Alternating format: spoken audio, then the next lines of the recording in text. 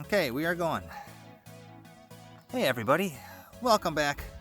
Oh my god, get it off. To another episode. This one's gonna be on photography. And yes, I'm squatting right now, staring into the sun.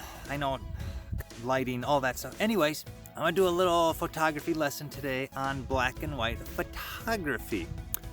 You can see that there's a barn behind me, but that's not important. Oh, moving over here. Let's focus. There, focus on me. But I am going to be taking a picture of a tree over here. And I didn't have the camera pointed at the tree because the lighting's behind me and I would have appeared all black because I'm backlit.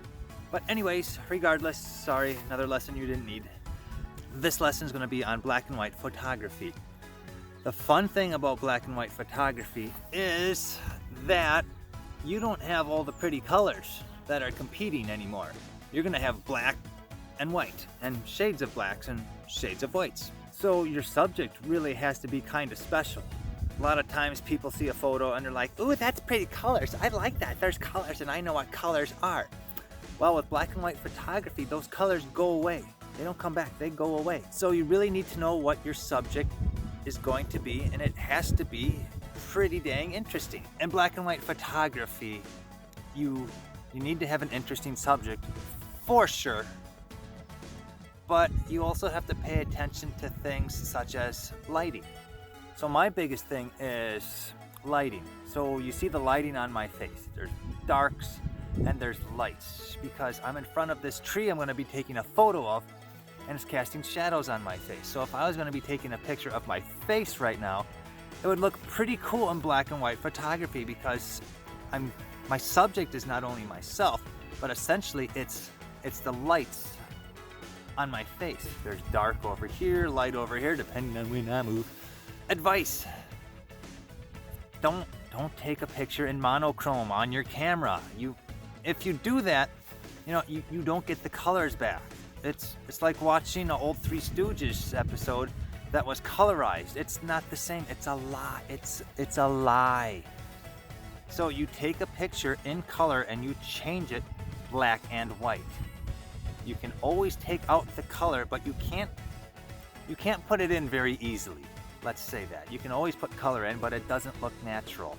You want to take a picture in color and change it black and white.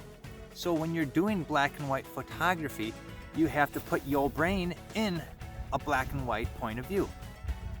So when you're looking at a subject, pay attention to the subject. Is it an interesting subject, first of all?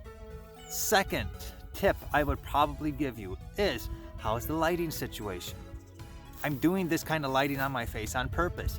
It's reinforcing the fact that you need some cool lighting effects. It doesn't mean you need bright sun. It just means you need some lights and some darks because it makes a more dramatic black and white photo. Here's what the tree looks like that I'm going to be taking a photo of. You can see behind me that there's a cool little gnarly tree.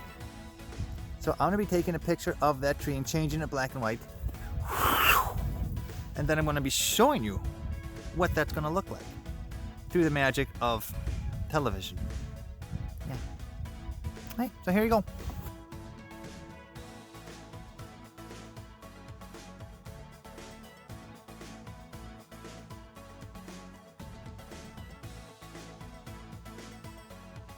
Well, guys and girls, thanks for watching about black and white photography. For those of you that have it done, good job.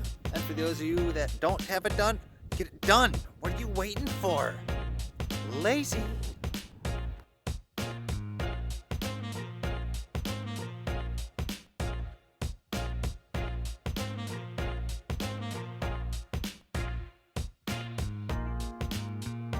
My goodness. Okay, here we go. There's my life together.